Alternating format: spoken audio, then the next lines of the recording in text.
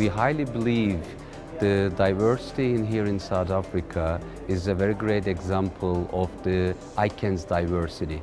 So that's why, and we had a great experience back in 2013 in Durban. So that's why the community was always looking forward to come back to South Africa, and we made a decision to come back to Johannesburg, which is a great location. Education is really the answer, because if you cannot read, you cannot use the internet wisely.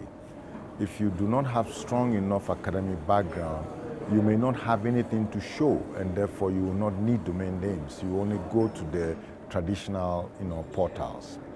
So what must be done is really engagement of the youth, but supported with programs that will enhance their education, not only the literacy, but as well as academic strengthening of their backgrounds, and then they will do the rest.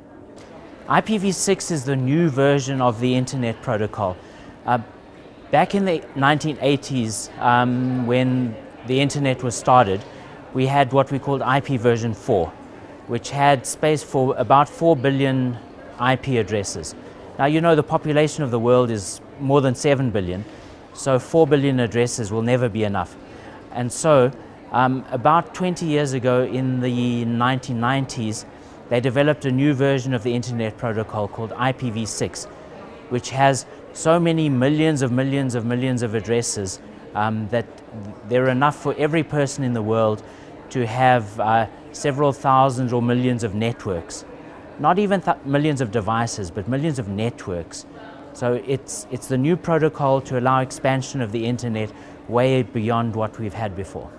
South Africa is the only country who do have a regulator on the domain name system, which is .ZNA. Other African countries basically have no whatsoever strategy in terms of really developing their ccTLDs. And for instance, if I may say, the most expensive, if I may say, ccTLD in the world is in Africa.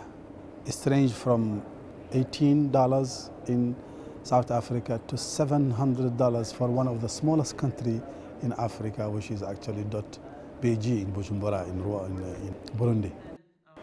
I think the first thing that should be done is to lower the costs, because if you see .com, .org and all other TLDs are much cheaper than ccTLDs. So if you lower the cost, it will help other people to start to use ccTLDs. But the other thing I think is education and creating awareness and telling people .com or .org is not better than your ccTLD. Actually, I would find it a better brand if you use .ug or .za or .something. So yes, you have to create awareness, you have to continuously keep educating the people and telling them that it's better than, it's not necessarily better, but it's good to create a brand as someone from your country.